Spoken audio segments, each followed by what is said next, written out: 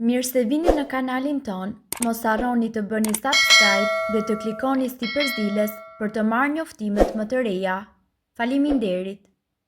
Hithra, sekreti që shëron në dhimbjen e kockave një herë e mirë, ja receta. Dhimbjet e kyçeve vijnë për shkak të sëmundjeve dhe problemeve të ndryshme shëndetësore, duke i lënë pacientët në agoni dhe në vuajtje. Këto dhimbje trajtohen me disa receta natyrale dhe një prej më të mirave është pikërisht ajo e hithrës. Kjo bimë është rësisht efikase, sidomos në zbutjen e dhimbjeve. Ajo lufton inflamacionin në organizëm, pakson ëndjen dhe largon dhimbjen. Një nga mënyrat më të mira për të përfituar nga këto vlera është pikërisht çaji i hithrës së freskët. Lëngu i hithrës përmban shumë minerale të shëndetshme, përfshirë kalciumin, magnezin dhe njëkohësisht hekurin.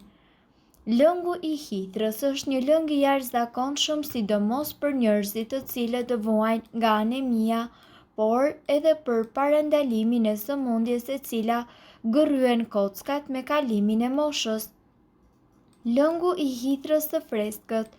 Për këtë lëng juve do t'ju nevojitet një filxhan çaj me hithra të freskëta dhe 2 filxhan lëngu me ujë.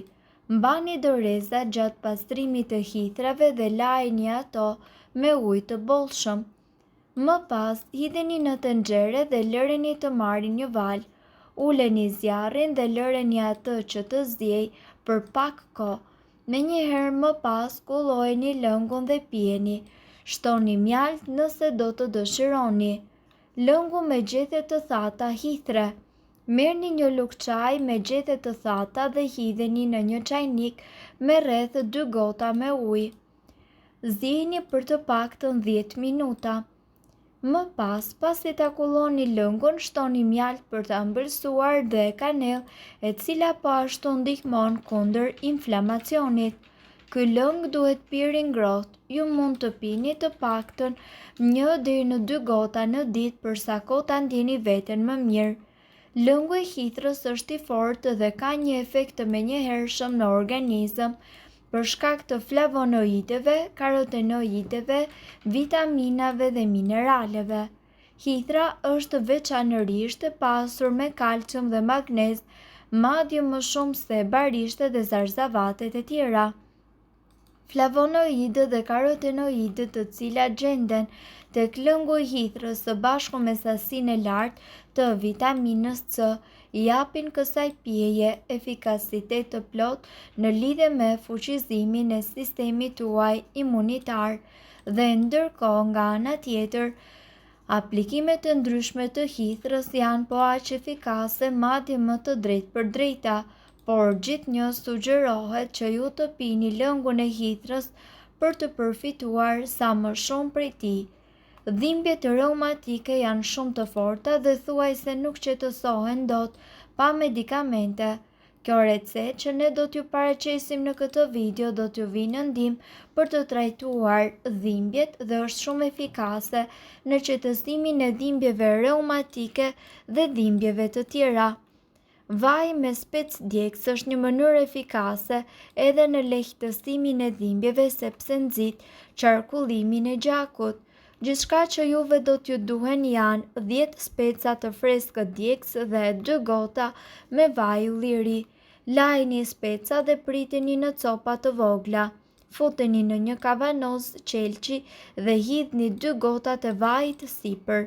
Lëreni vajin e specave të qëndrojnë në një vend të errët dhe të thatë për 7 ditë. Pas këtyre ditëve, kullojeni vajin me anë të një nape. Masazhoni zonat të cilat ju dhëmbin me këtë vaj.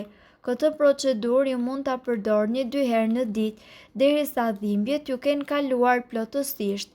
E rëndësishme është që ta mbani trupin tuaj ngrohtë pasi të keni aplikuar masazhin me vajin djegës. Gjithashtu, sipas informacioneve, duhet të dini se reumatizma është një sëmundje që ka të bëjë me dëmtimin e kyçeve të trupit, të cilat në çdo lëvizje të trupit duket se shkaktojnë dhimbje. Mjekët kanë deklaruar se një regjim i dobët ushqimor dhe sigurisht mungesa e aktivitetit fizik çojnë në këtë dhimbje. Shumë studime të mirënjohura mjekësore kanë dalë në përfundimin se përdorimi i trëndafilit të egër në formën e pluhurit apo të pudrës redukton në 90% rastet e dhimbjeve nga reumatizma.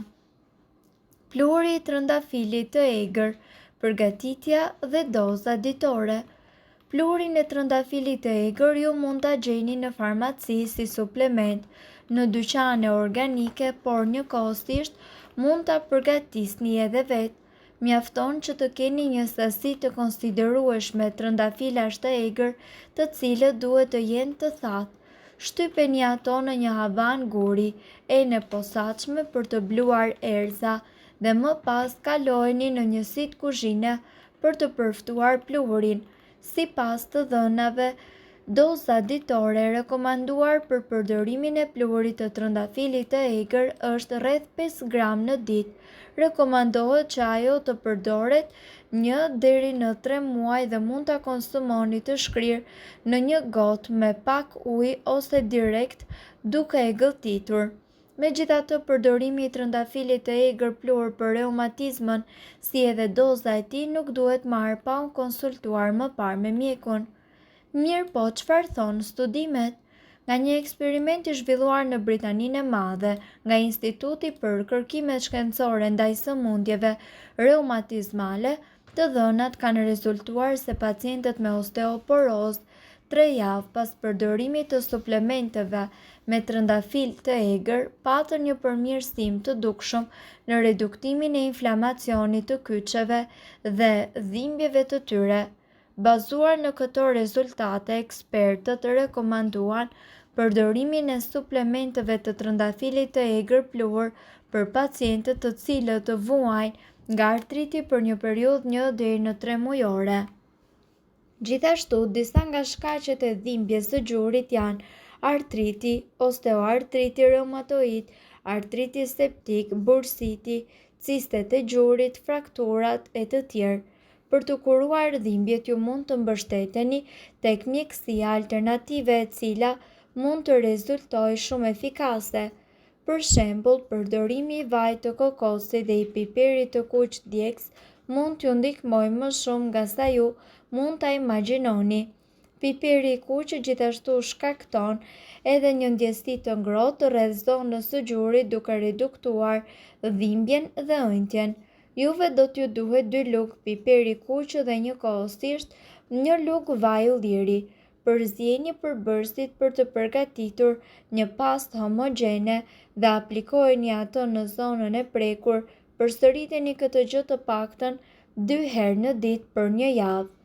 Vaji i kokosit ka gjithashtu veti tërësisht të fuqishme dhe pastaj ai në mënyrë efikase trajton në dhimbje të gjurit. Mjafton ta ngrohni për të paktën 3 minuta vajin e kokosit dhe pastaj ta vendosni në gjuhë duke masazhuar lehtë me duar. E lini të veprojë për disa orë dhe më pas shpëlajini. Përsëriteni këtë 2 herë në ditë.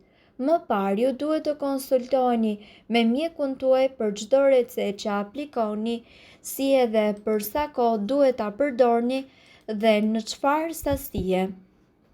Ju duhet të dini se informacionet në këtë video kanë për qëllim të plotësojnë dhe të mos zëvendësojnë këshillat e mjekut tuaj dhe nuk kanë për qëllim të mbulojnë të gjitha përdorimet e mundshme, masat paraprake, ndërveprimet ose efektet negative. Informacionet në këtë video mund të mos i përshtaten rrethanave tuaja shëndetësore, prandaj para përdorimit konsultohuni me mjekun tuaj. Nëse doni të dëgjoni videot tona që ne postojmë çdo ditë, kliko subscribe. Ju ftojmë gjithashtu të bëni like në videot tona nëse i keni dëgjuar dhe pëlqyer ato. Faleminderit që e pat videon ton. Shpërndajni këtë video në profilin tuaj në mënyrë që të informohen edhe shokët tuaj. Faleminderit.